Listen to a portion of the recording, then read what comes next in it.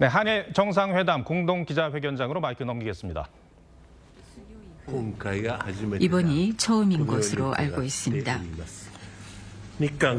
이란 국교 정상화 60주년인 올해 그와 같은 역사적 방문으로 이재명 대통령을 모시게 된 것을 매우 뜻깊게 생각합니다.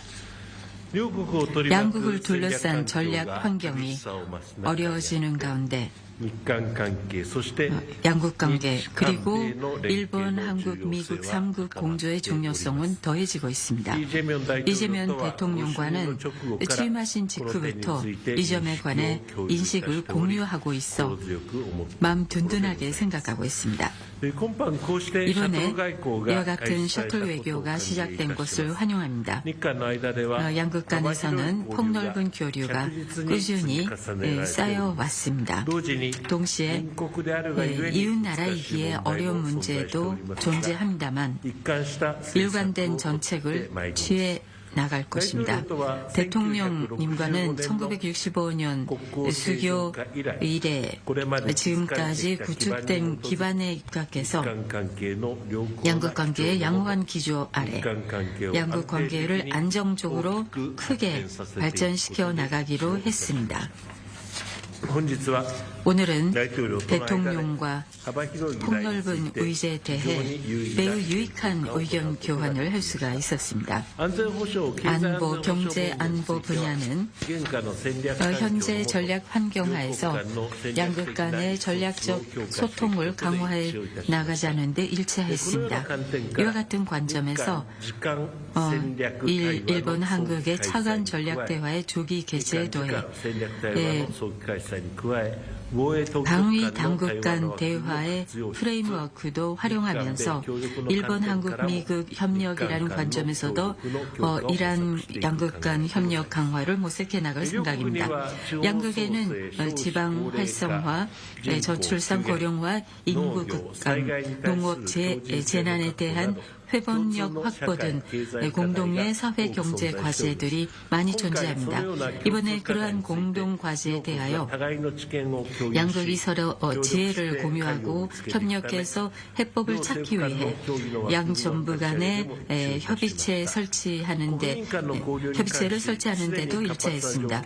국민 차원의 교류와 관련하여 이미 활발한 상황이긴 합니다만은 이번에 젊은 세대의 요구에 따라 양국 간 워킹 홀리데이 제도 확증이 결정된 것을 환영합니다. 양국 간 협력의 잠재력은 매우 크다고 생각합니다. 경제 분야의 새로운 지평으로서 수소, 암모니아, AI 등에 관한 양국 간 협력을 더욱 추진해 나가는 데서도 의견의 일치를 봤습니다. 오늘 회담에서는 지역 정세에 관해서도 솔직한 의견 교환을 하여 긴밀히 공조하는 데 확인하였습니다. 저는 힘 또는 위압에 의한 일방적 현안 변경, 현상 변경 시도에 반대한다는 뜻도 밝혔습니다. 또 핵미사일 문제를 포함한 대북 대응에 대해서도 논의했고 북한의 완전한 비핵화를 위해 일본과 한국 그리고 일한미 3국 간에서 지금 현재 이시바 총리가 먼저 마이크 앞에서 양국 정상이 회담한 내용을 정리를 하고 있습니다. 경제 안보 분야에서 현재 전략적인 상황, 소통 강화하자는데 두 정상이 의견을 일치를 했다. 그리고 이재명 대통령이 일본에 온 것 환영하고 이런 얘기들을 언급을 하고 있죠. 지금 스튜디오에 정치부 황정민 기자 나와 있습니다. 자, 황 기자, 이재명 대통령이 앞서서 김대중 오부치 선언을 넘어서는 양국 합의를 만들겠다는 의지를 보였었죠. 예, 그렇습니다. 지난 1998년 이 김대중 오부치 선언의 핵심은 이 과거사 문제에 대한 일본 사죄와 양국 협력 확대 원칙을 명시한 겁니다.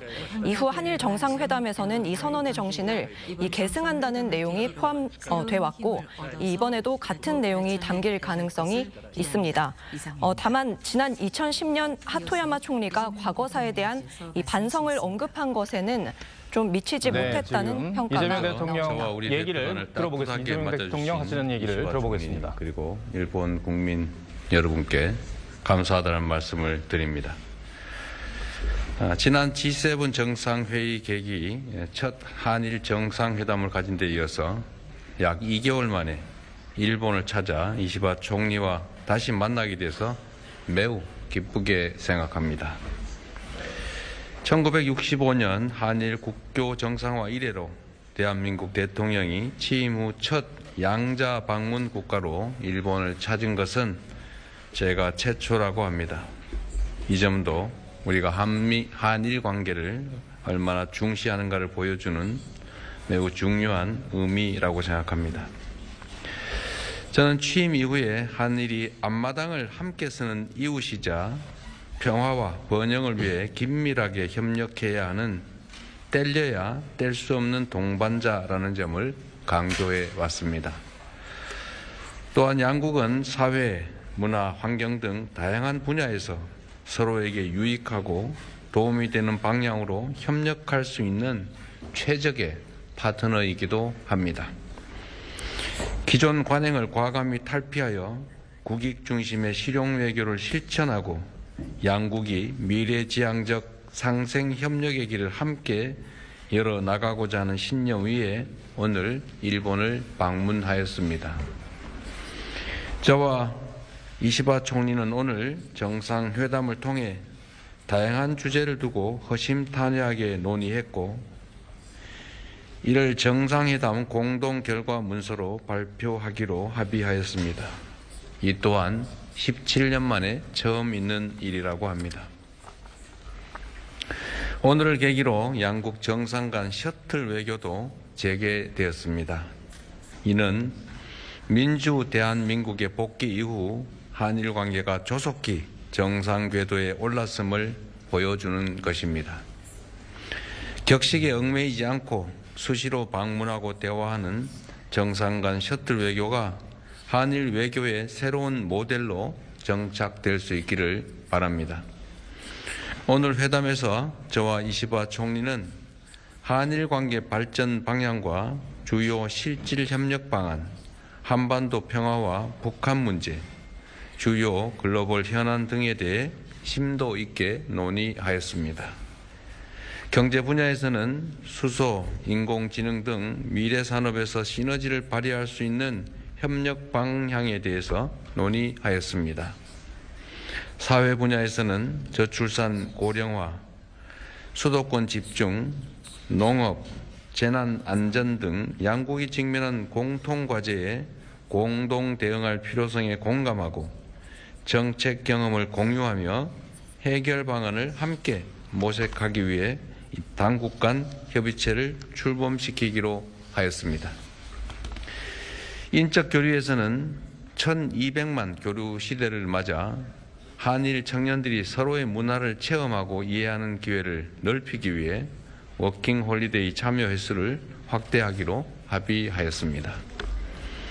안보 분야에서는 한반도의 완전한 비핵화와 항구적 평화 구축 의지를 재확인하고 대북 정책에서 긴밀한 공조를 지속하기로 하였습니다.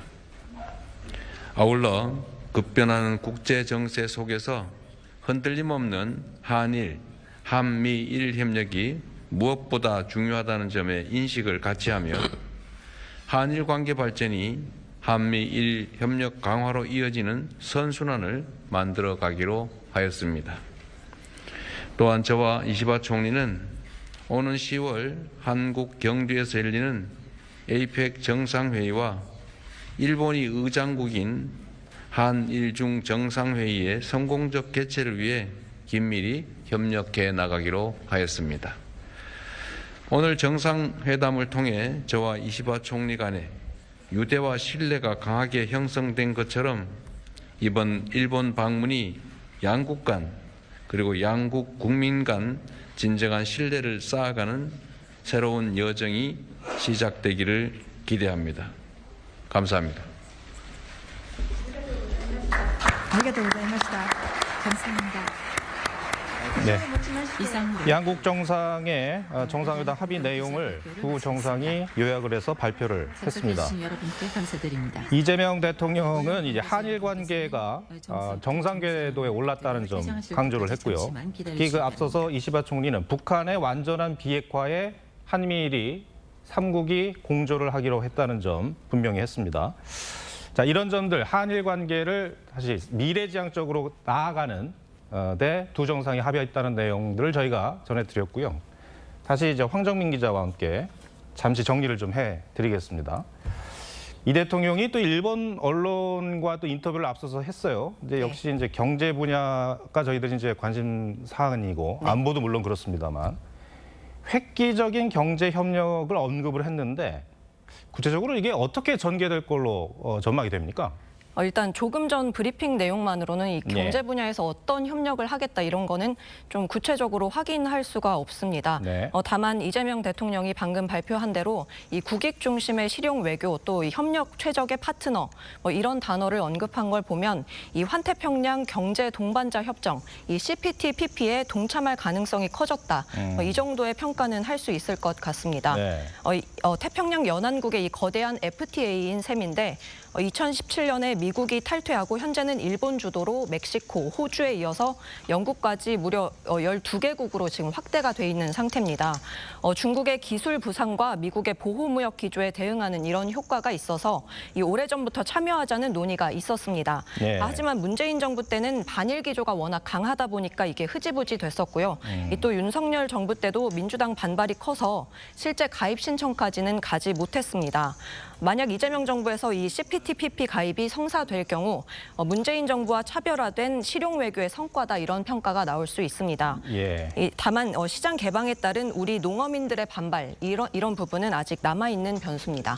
이재명 대통령과 이시바 총리가 이제 정상회담을 통해서 합의한 내용들은 저희가 이제 속보로도 전해드리고 있습니다만 지금 방금 나온 내용이라 저희가 좀 더 깊숙하게 분석해드리기는 지금 현재로서는 조금 어려운 부분이 있고요. 예. 내일 아무래도 이 시간에 저희 TV조선의 시사 프로그램과 뉴스7을 통해서 조금 더 정밀하게 전달을 해드릴 수 있을 것 같습니다.